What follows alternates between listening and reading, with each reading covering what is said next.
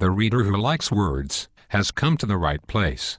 You, my lucky friend, are pages away from encountering whole sentences, paragraphs, chapters, and, for the intrepid, entire, new books, full of words. Some make sense. Some almost do. Some seem painstakingly selected. Others appear to take wing and escape the net of editorial control, cross-hatching these white sheets like crow tracks on snow.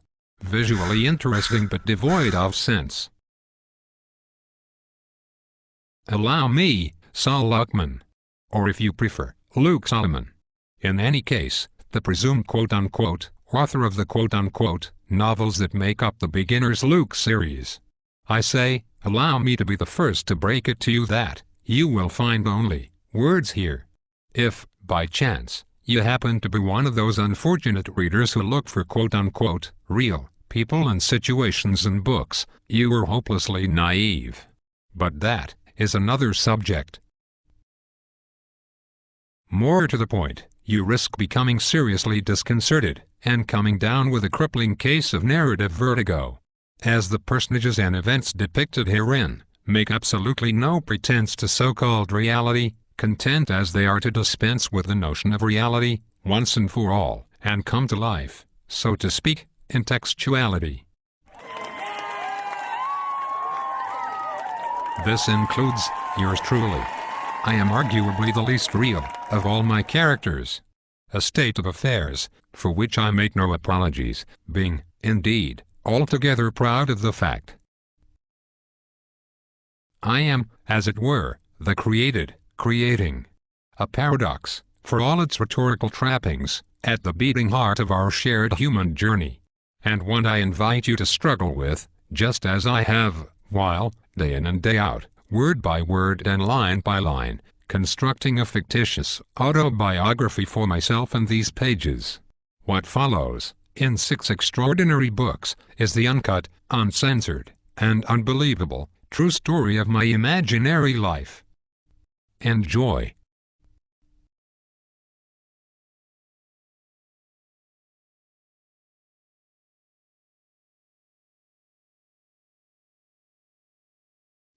First, I would like to thank my dear mother for her intense labor of love in delivering yours truly, safe and sound into the world. I apologize for the pain I caused your mother on my rather late arrival. As you know better than anyone, I am a slow learner, always running behind.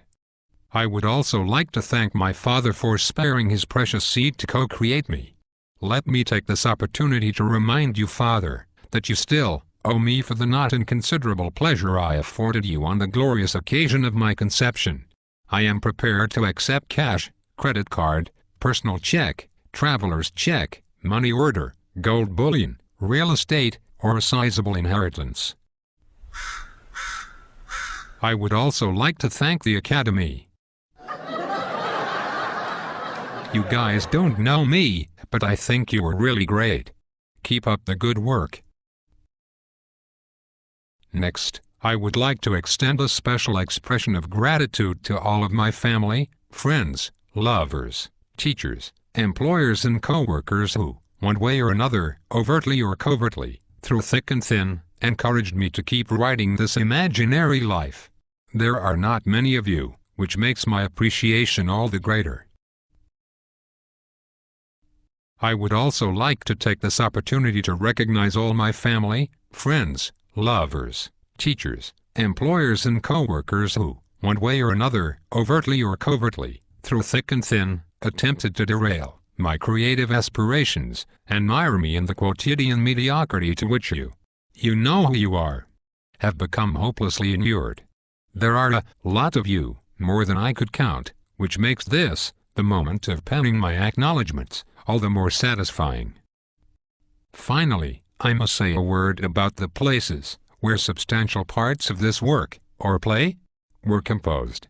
I mean, specifically, the cafes of the world, where I have whiled away so much of my time, and yours, in the vain, but amusing pursuit of capturing an ineffable existence. Mine. If I learned anything writing Beginner's Luke, it was that contrary to myth, Heaven is filled with cool little cafes with Leonard Cohen overhead and speakers, groovy abstract expressionist art on the walls, and superior Java from obscure South American countries. I was born to sit out on the terraces of such glorious establishments of leisure, on such splendid afternoons, chain-sipping specialty caffeinated beverages, while daydreaming impossible episodes in impossible places. Excuse me, my cappuccino just arrived. I cannot tell you how thankful I am. I would like to acknowledge this cappuccino. I sweeten it liberally with 3 sparkling sugar cubes, stir the tan, frothing brew with a tiny silver spoon, hoist the cup with trembling anticipation to my lips, and, smelling Italy, visions of biscotti dancing in my head, take a sip. Ecstasy. The simple act of sitting here sipping this cappuccino is its own testament to my commitment to living the writer's life. Which is to say, doing nothing, but doing it exceedingly well. I am so thankful for this ability, that has taken me an entire, imaginary lifetime to perfect. I am also thankful for the fine pair of legs strutting by just now on the sidewalk. You have to feel good, knowing there are hips like that in the world. A toast to the miniskirts inventor. I raise my eyes and lock gazes with the proud owner of these exquisite limbs. And it is almost like making love in this instant. The passion, though invisible, is nearly palpable beneath her stoic facade. And my whole body tingles with glimpses of erotic encounters that could, theoretically, but will probably never, occur. There. It just happened again, with another set of eyes. The riveting glance, oxymoronic perhaps, but with a rush like spontaneous combustion. Then the looking away, and the tragic vanishing forever. How I adore you, whoever you are. By way of closing these acknowledgments, I shall paraphrase one of my personal heroes, the great flaneur, Baudelaire.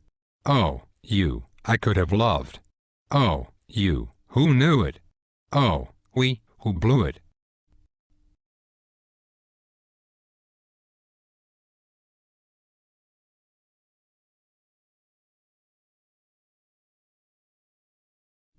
The problem with much contemporary American, and even world, fiction, is twofold. If we understand many commercial novels these days to fall somewhere on the spectrum between literary and visionary, with much in the middle that scarcely deserves mentioning, it is hard to ignore the fact that we are living a classic catch-22. Literary novels are just not that visionary, which is another way of saying, they are often boring and unimaginative, slaves to a dogged realism. Whereas visionary novels are, typically, none too literary, which is another way of saying often poorly written, cobbled together, with their narrative machinery clanking and clunking. Historically, the exceptions confirm the rule. Tolkien's The Hobbit and The Lord of the Rings are, indeed, consummately both literary and visionary. These classics have also been imitated so many times, unsuccessfully, even laughably, it beggars belief. Here and there, a contemporary novel pops up on the radar in this magical twilight zone where craft and invention seem welded together. Robert Coover's The Public Burning comes to mind, but those of us literary, visionary hybrids who scour today's fictional landscape in search of inspiration usually come up empty.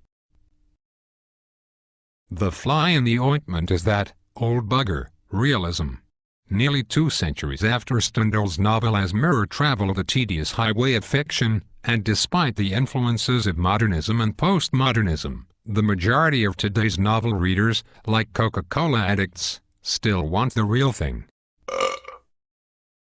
I am speaking metaphorically, of course.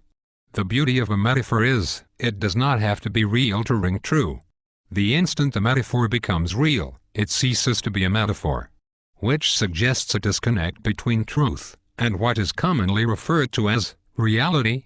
This is a pivotal point, that the real world probably is not what you believe it is, or rather, that it is precisely what you believe it is.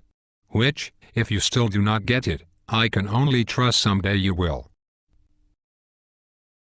I do not mean any of this theoretically. Theory does everything in its power to remove the living soul of literature, tear its heart out, make of the study of art a hard-edged science. Never mind that art is as far removed from measurement as science is from love. As writers confronting theory, it is incumbent on us not to let our prose dry up in that desert, but to allow it to become a desert rose, our prose, flourishing in the heat and sands of what passes for knowledge. We must, then, for them to be of any worth whatsoever, live our theories, practically. For writers, this means, inevitably, doing the deed. Not just having the idea, but putting it on paper. Writing down not just the bones of our dreams, but their flesh and blood, as well. Literature, at its best, and despite the recent attempts of critics, can never be murdered and dissected, as it is an immortal, yet organic thing, drawing on the richness and complexity of experience, yet somehow managing to transcend its mundane origins, like an alchemist transmuting base metals. The current twin preoccupations with theory and realism conspire to dry up the spirit and wither the soul, blind the eye and deafen the ear, broil the brain and microwave the heart, and perhaps most disturbingly, for us radical wordsmiths who still have not sold out to the man, brown the nose and pucker the rectum.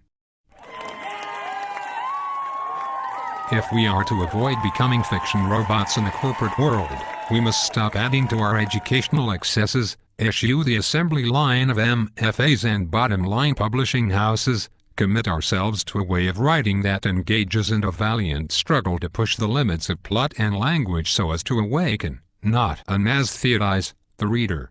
Anything, rather than live in the dead world of those cold people, the intellectuals. Anything, rather than subject ourselves to the fusty chain of academic command, the savage petty politics, where the arguments are so heated because the stakes, as someone once quipped, are so small.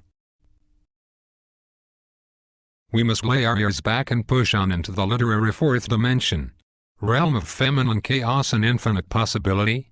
Drop regionalism and play with farce. And, especially, always appreciate the bizarre. Love for the bizarre is, itself, transformational.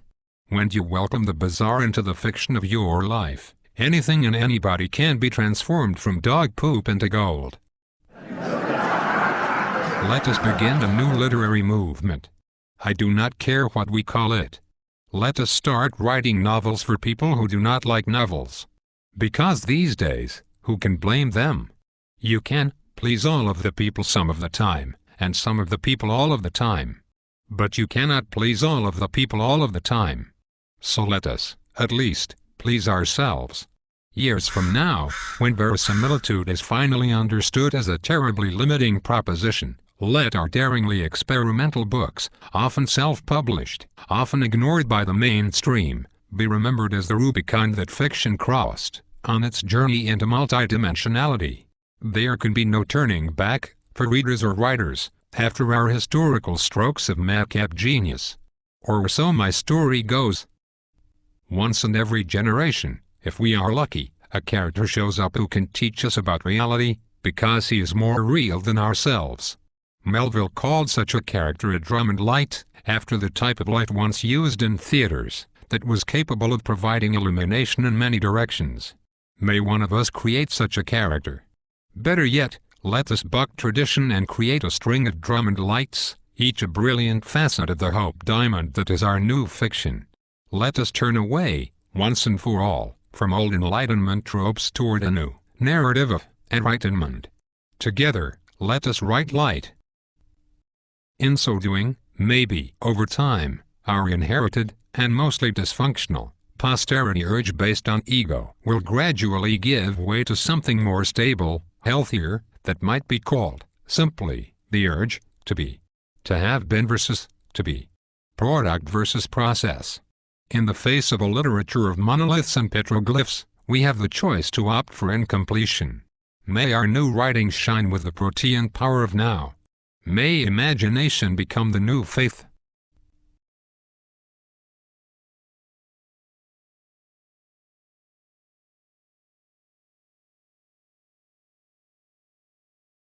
It all began with a mysterious fire, a burning desire to go everywhere, meet everyone, see and do everything. It began with a life-or-death decision to remove the needle of false security from my arm, turn away from the medusa of routine, part the veil of bogus guarantees and pass on into that vital place where, regardless of the question, all you have to say is yes. It began with the wisdom of foolishness, a commitment to remain fluid, receptive, in process, part of the membrane of things as I struck out on that spiritual Route 66, the experience trail, determined to follow it to the end. It began with me spontaneously ceasing to be myself and becoming someone else, assuming in the blink of an eye the role of a drifter, a rolling stone, a wayward mariner alone and visionary on the high seas of chance and possibility. Actually, it began with a forgettable bus trip, since that was all I could afford with the money I had probably stolen. 3 sweaty, malnourished, back-breaking days and nights west from wherever across the tedious interstates of America. Feeling greasier than a TV dinner, I ended up in California in a town called New Age City, which seemed an appropriate starting point, a promising beginning for what I considered the dawning of my own New Age. New Age City was a kaleidoscopic pastiche of architectural designs that simultaneously delighted and bewildered. Gothic spires and modernist high-rises towered over straw bale houses, log cabins, teepees, earthships and yurts, next to which Buddhist temples, mosques and shiny Bauhaus edifices competed for space, while the storefronts featured everything from Rococo facades and stained glass Art Nouveau awnings to medieval placards and flashing neon signs.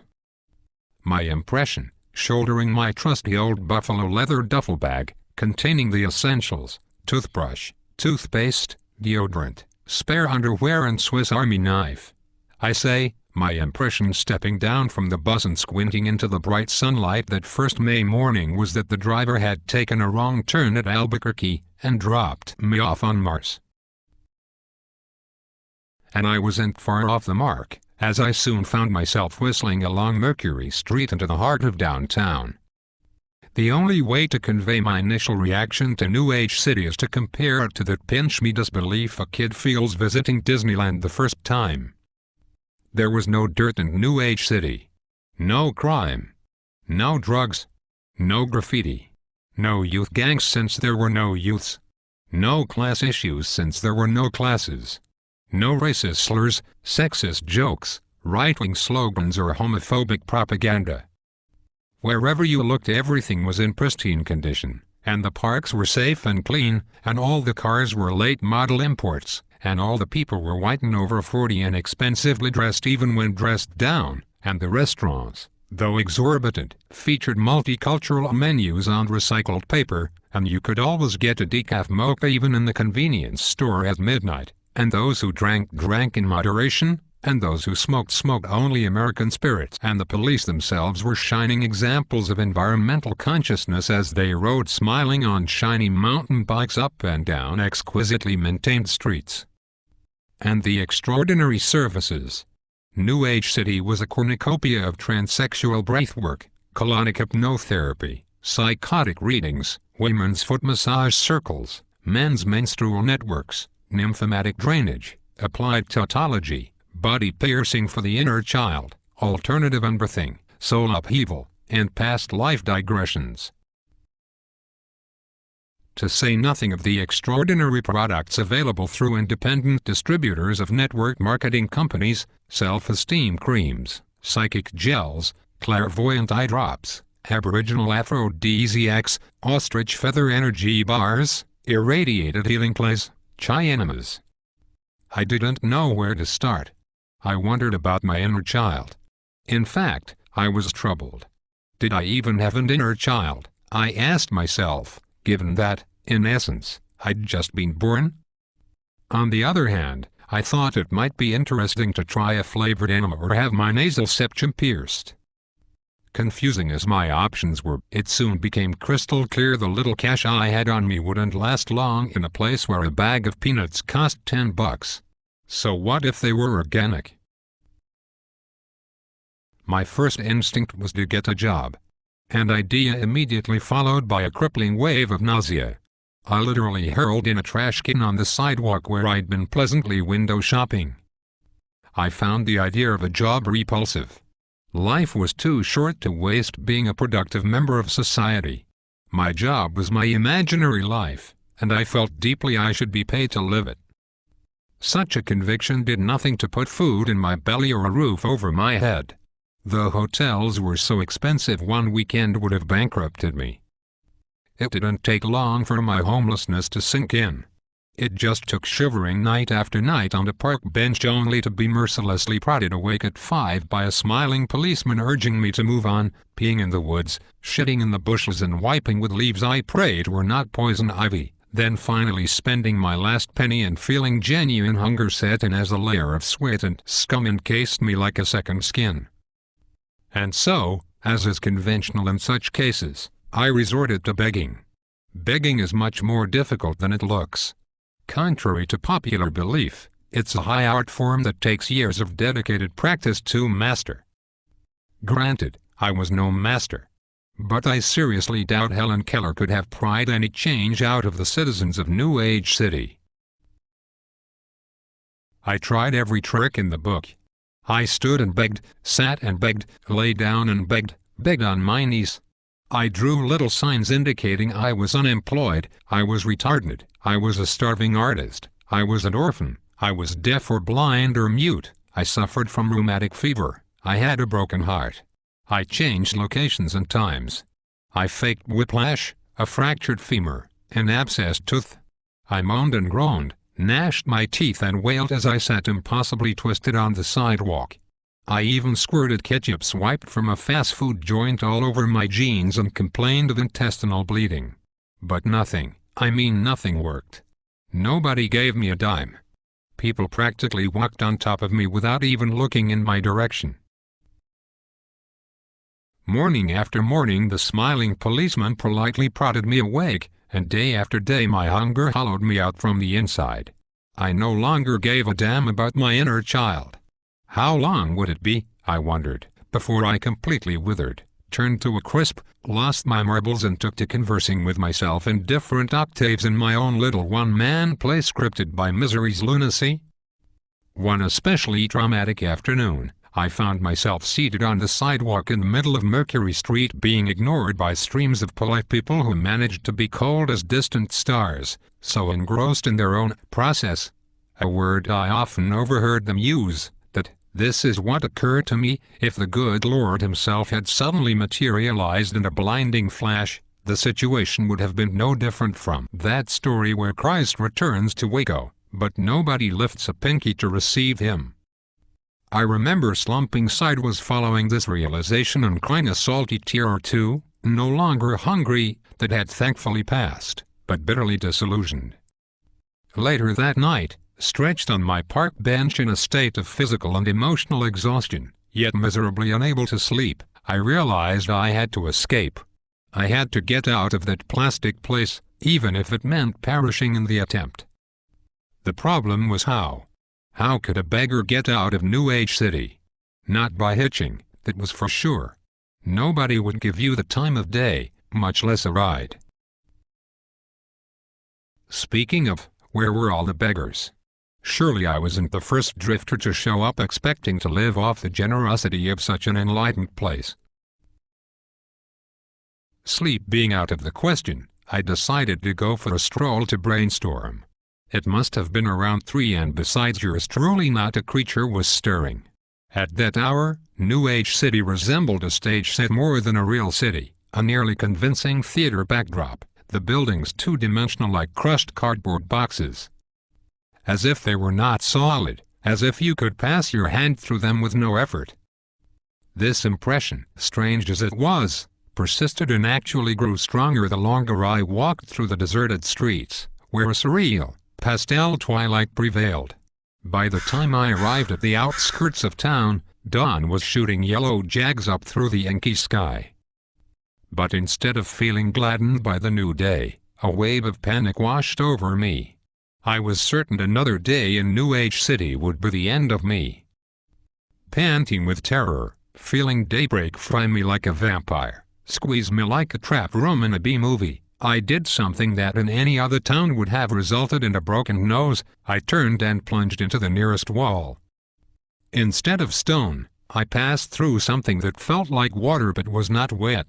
When I re-emerged, I was no longer in New Age City. I didn't know where the heck I was. Just that I was alone in a dark alley that smelled like piss and rotten beer. I leaned back against the alley wall, a solid one this time, and took a few deep breaths, disoriented but happy to be alive. But just to make sure, I pinched myself, it hurt, and tried out my vocal cords. Echo. I yelled into the shadows. Echo. Echo. Echo. The shadows replied.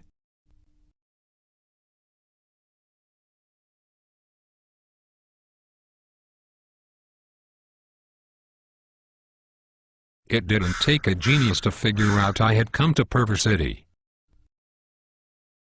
Technically a suburb of New Age City, Perver City is where all the people who can't make it in New Age City wind up.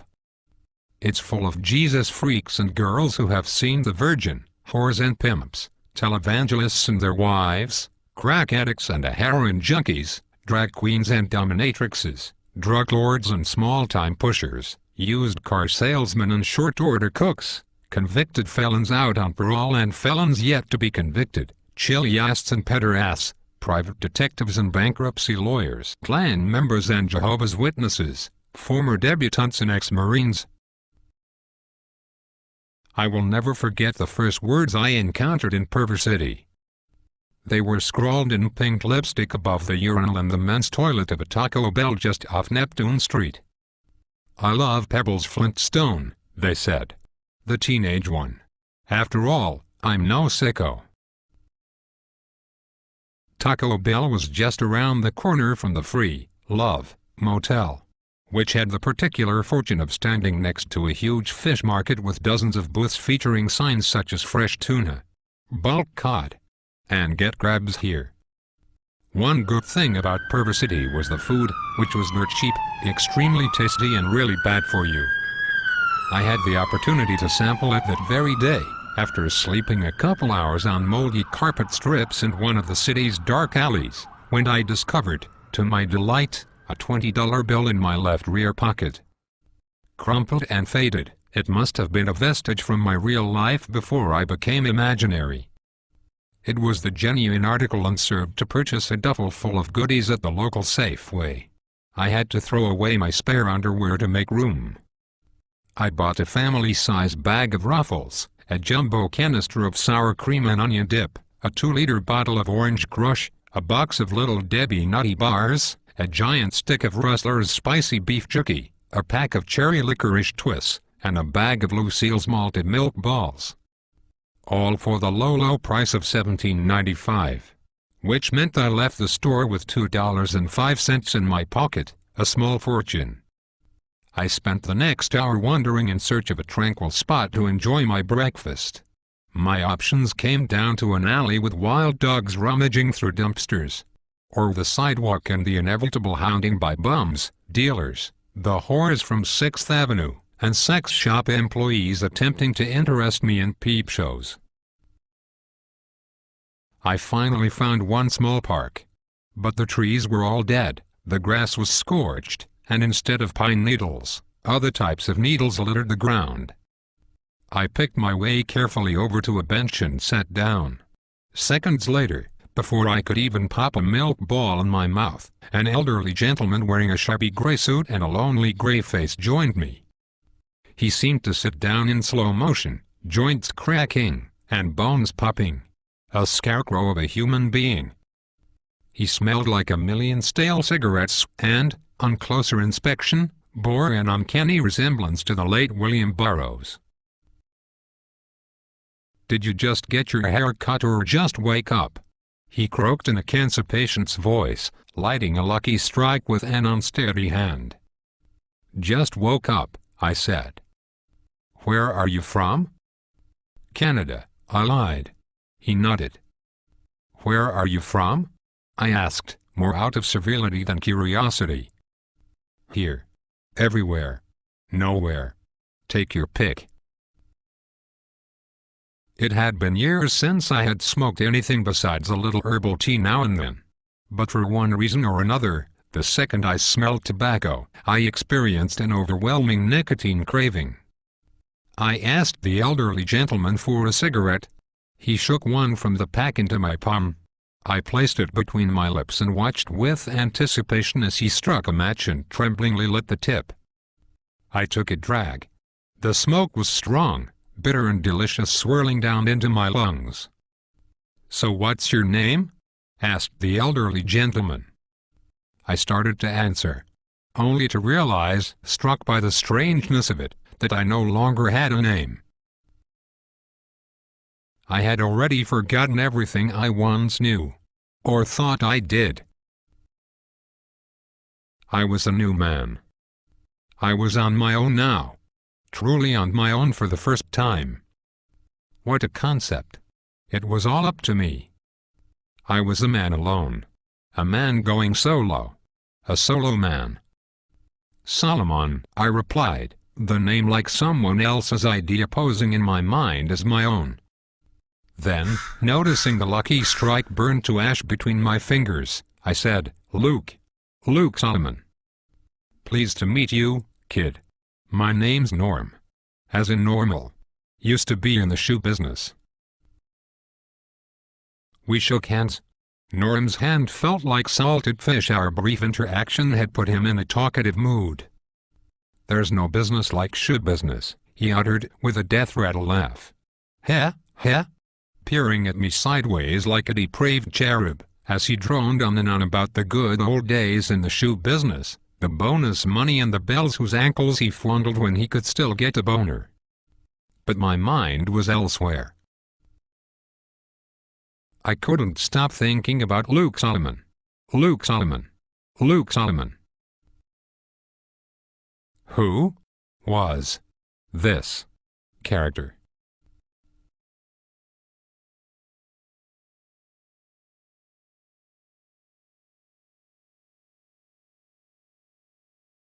Emerging from my reverie, I turned to bum another cigarette, only to discover Norm had disappeared.